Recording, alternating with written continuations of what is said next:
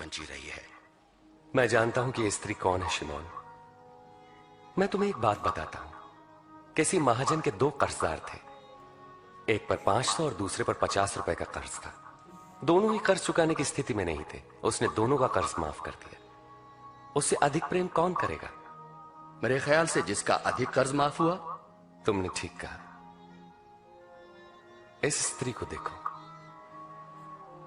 मैं तुम्हारे घर आया, तुमने मुझे पैर धोने के लिए पानी भी नहीं दिया, पर इसने आंसुओं से मेरे पैर धोकर अपने बालों से पोंछा।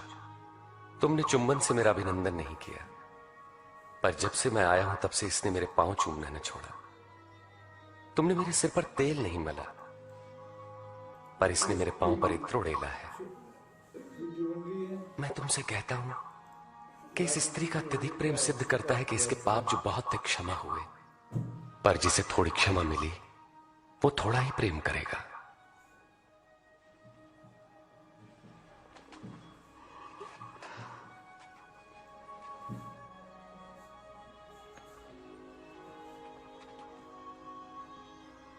तुम्हारे पाप क्षमा हुए, तुम्हारे विश्वास में बचा लिया। शांति से जाओ।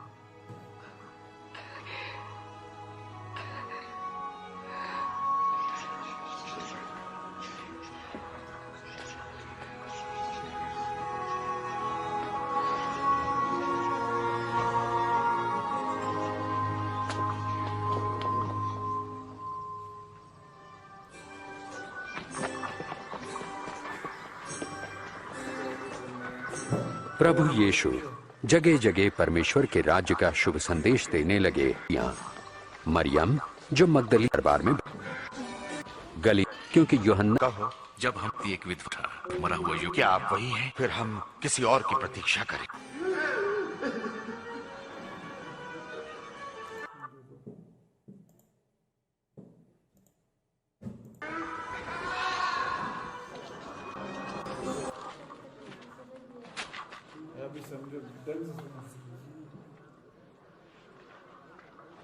गुरुजी, यूहन्ना बपतिस्मा देने वाले ने हमें ये पूछने भेजा है, क्या आप वही हैं जो आने वाले थे, या हम किसी और के आने की प्रतीक्षा करें? जो कुछ तुमने देखा और सुना जाकर यूहन्ना से कहो। अंधे देख सकते हैं, लंगड़े चल सकते हैं। धन्य है वे लोग जो मुझ पर संदेह नहीं करते।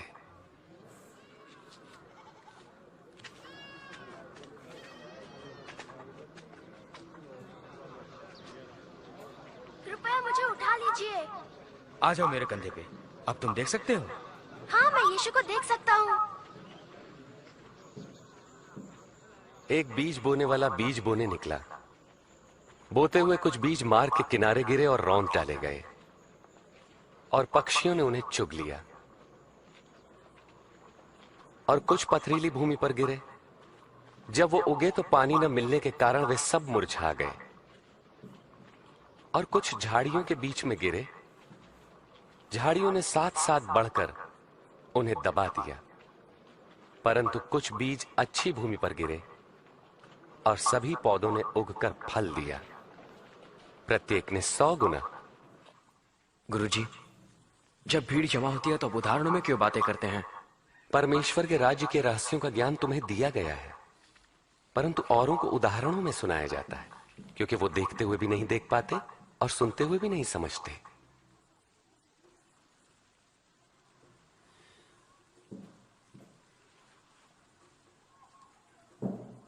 इस उदाहरण का अर्थ यह है,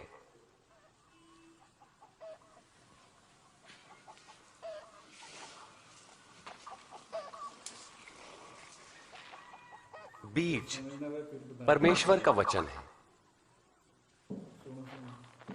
मार्ग के किनारे गिरे बीज उन्हें दर्शाते हैं जो वचन सुनते हैं, पर शैतान आकर उनके मन में से वचन चुरा लेता है ताकि वे विश्वास करके कहीं मुक्ति न पा लें।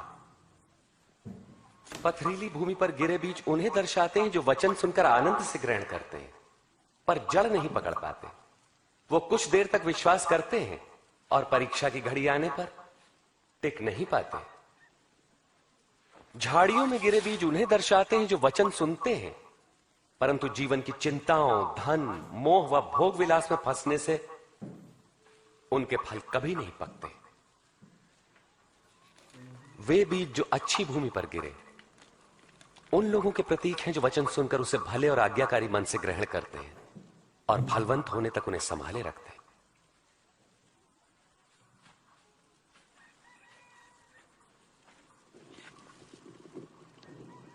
दिया जलाकर कोई बर्तन से नहीं ढांकता और न ही खाट के नीचे रखता है, बल्कि उसे दीवार पर रखता है ताकि भीतर आने वालों को उससे प्रकाश मिले। जो कुछ छिपा है वो बाहर लाया जाएगा।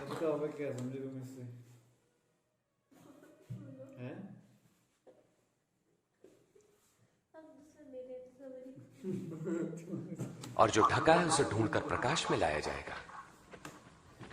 इसलिए सचेत रहो कि तुम कैसे सुनते हो, क्योंकि जिसके पास है उसे और दिया जाएगा और जिसके पास नहीं है उससे वो भी ले लिया जाएगा जो उसके पास है। गुरुजी, आपकी माता और भाई वहां बाहर खड़े हैं, आपसे मिलना चाहते हैं। मेरी माँ और मेरे भाई वे हैं जो परमेश्वर का वचन सुनते और मानते हैं।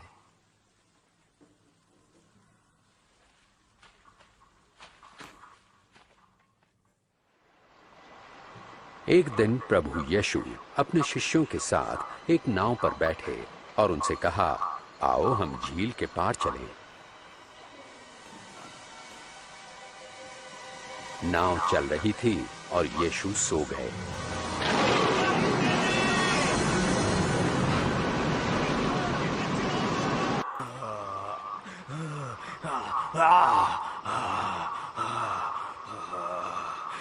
यीशु, परम प्रधान परमेश्वर के पुत्र,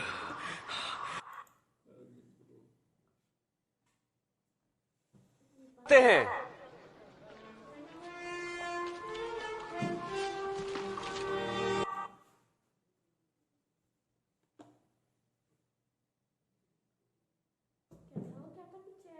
मछली खाएगा?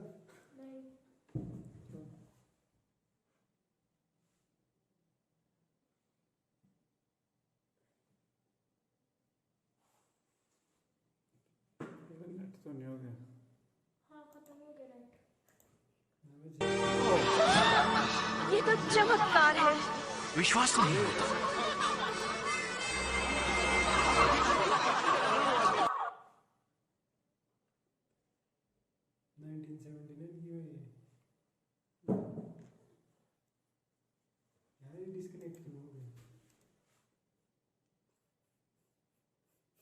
विश्वासी और हठीले लोगों,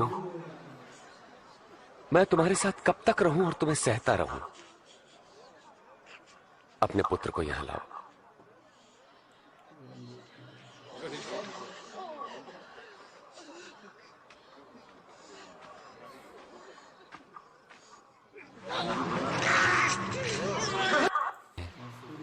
आपका नाम पवित्र माना जाए, आपका राज्य आए, आपकी इच्छा जैसे स्वर्ग में वैसे ही पृथ्वी पर भी पूरी हो। हमारी प्रतिदिन की रोटी आज हमें दें। हमारे अपराधों को क्षमा करें जैसे हमने अपने अपराधियों को क्षमा किया है, और हमें परीक्षा में न पड़ने दें परंतु बुराई से बचाएं।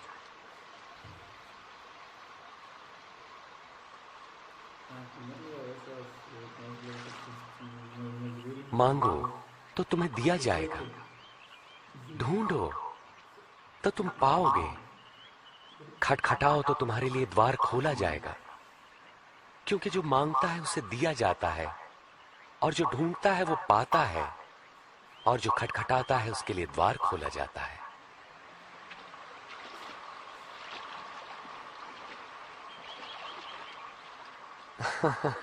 तुम में से ऐसा कौन पिता होगा जो अपने पुत्र को रोटी मांगने पर पत्थर देगा या पानी मांगने पर उसे जहर देगा? जब तुम बुरे होकर अपने बच्चों को अच्छी वस्तुएं देना जानते हो, तो तुम्हारा परम पिता परमेश्वर अपने मांगने वालों को पवित्र आत्मा क्यों न देगा?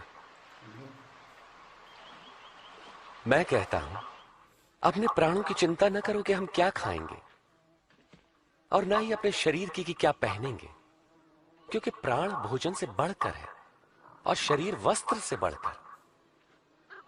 पक्षियों पर ध्यान दो, वे न बोते हैं, न काटते हैं, और न ही उनके कोई भंडार है, फिर भी परमेश्वर उन्हें खिलाता है। और तुम तो पक्षियों की तुलना में कहीं बढ़कर हो।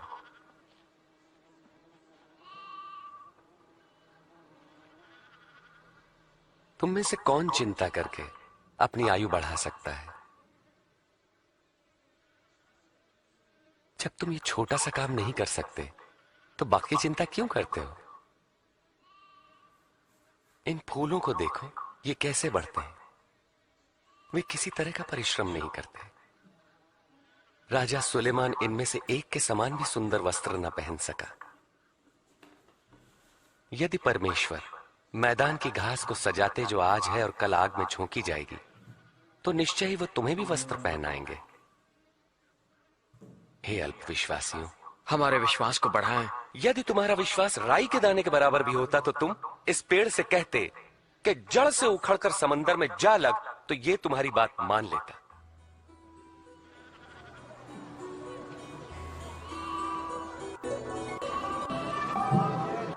परीक्षाएं अवश्य किसी के लिए पाप का कारण बन गए।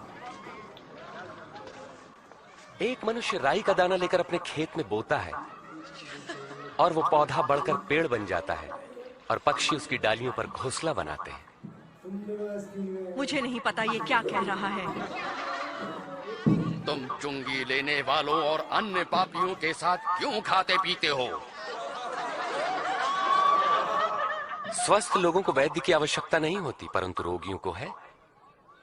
जो बहिष्कृत है, मैं उनको पश्चाताप का संदेश देने आया हूं, सम्मानितों को नहीं।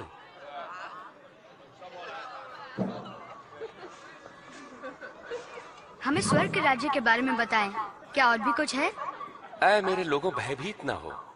परम पिता की ये इच्छा है कि तुम्हें राज्य दे। अपना सब कुछ बेचकर पैसा गरीबों को दान कर दो और ऐसे बटुए बनाओ जो फटते नहीं। स्वर्ग में धन इकट्ठा करो जहां वो घटता नहीं, क्योंकि कोई चोर वहां नहीं पहुंच सकता, न ही कीड़ा उसे नष्ट कर सकता है। जहां तुम्हारा धन होगा वहीं तुम्हारा मन भी लगेगा।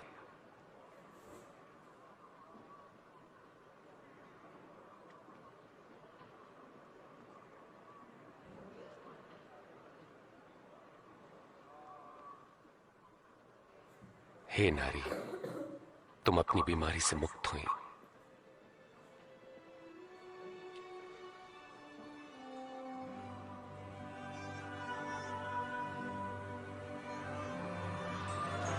देखो, देखो ये चंगी हो गई। ये तो चमत्कार है। देखो ये चंगी हो गई। आओ देखो। परमेश्वर की महिमा हो। 18 साल। परमेश्वर आपको सुखी रखे। हफ्ते में 6 दिनों तक हम काम कर सकते हैं, तो चंगाई के लिए हम इनमें से किसी भी दिन आ सकते हैं, मगर विश्राम के दिन नहीं। अरे कपटियों, क्या विश्राम के दिन तुम में से हर कोई अपने गधे या बैल को खोलकर उन्हें पानी पिलाने नहीं ले जाता? और यहां पर यह स्त्री जो अब्राहम के वंश से है, जो 18 वर्ष तक शैतान के बंधन में थी, क्या विश्राम के दिन उसे मुक्त करना उचित न था?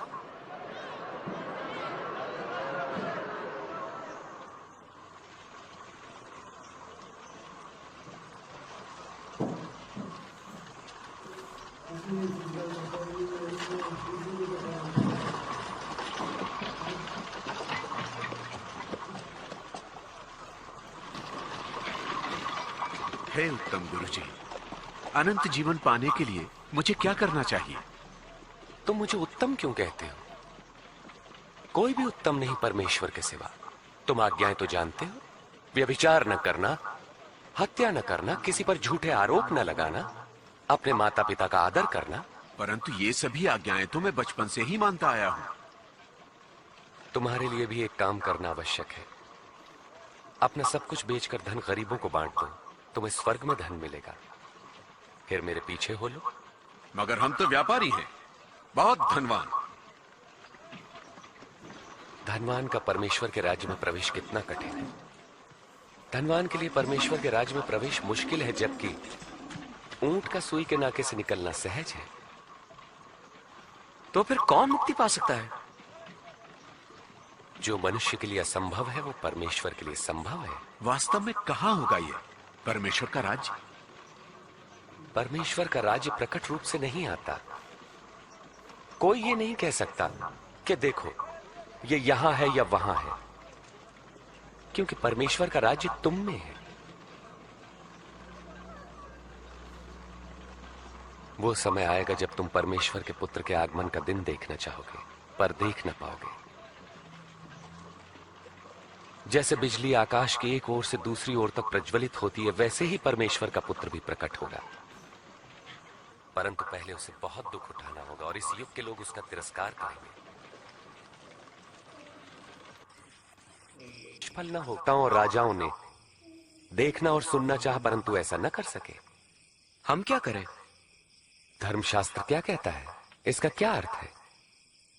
तुम अपने प्रभु परमेश्वर को संपूर्ण हृदय, संपूर्ण प्राण, संपूर्ण सामर्थ्य, संपूर्ण मन से प्रेम करो। पड़ोसी को अपने समान प्रेम करो। तुमने ठीक कहा, यही करो तो जीवित रहोगे। मेरा पड़ोसी कौन है? वे सैनिक तो नहीं। क्या राजा होगा? एक बार एक मनुष्य यरूशलेम से यरीहो जा रहा था। तब डाकुओं ने हमला किया और लूटकर उसे अधमरा छोड़कर चले गए। तब एक धर्मगुरु वहां से गुजरा और उसे देखकर वहां से कतरा कर चला गया। इसी प्रकार एक पुरोहित भी वहां से निकला, पास आया, उस व्यक्ति को देखा और मुंह फेर कर चला गया। परंतु एक दलित ने मार्ग से गुजरते समय उस घायल मनुष्य को देखा और उसका हृदय दया से भर गया। उसने घायल के पास जाकर घावों को साफ किया, फिर उसे अपनी सवारी पर बैठाकर वो एक सराय में ले गया, जहां उसकी सेवा टहल की। दूसरे दिन मालिक को कुछ रुपए देकर उसकी देखभाल करने को कहा और कहा, जो कुछ खर्च आएगा मैं लौटने पर तुम्हें दे दूंगा। इन तीनों में से किसने डाकुओं द्वारा लुटे व्यक्ति से अच्छे पड़ोसी का फर्ज निभाया? जिसने उस पर दया की। फिर तुम भी यही करो। बच्चों को मेरे पास आने दो और उन्हें मना मत करो, क्योंकि परमेश्वर का राज्य ऐसों का ही है। मैं तुमसे सच कहता हूं, जो कोई परमेश्वर के राज्य को एक बालक की तरह ग्रहण नहीं करता, वो उसमें कभी प्रवेश न करेगा। जो कोई मेरे नाम से इस बालक का स्वागत करता है, मेरा करता है। जो मुझे स्वीकार करता है, मेरे भेजने वाले को करता है।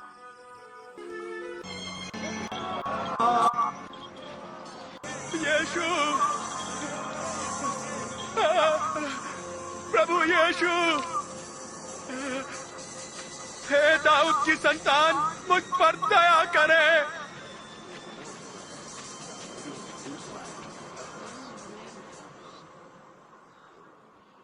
मैं तुम्हारे लिए क्या करूं? मैं फिर से देखना चाहता हूं।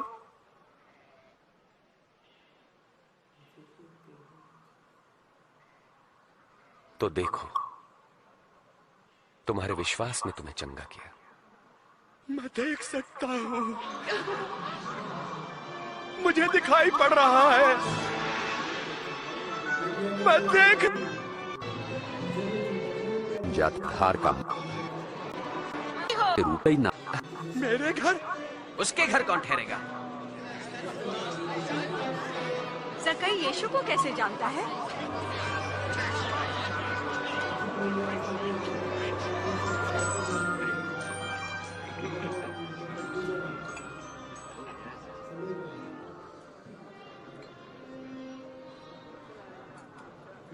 सुनो,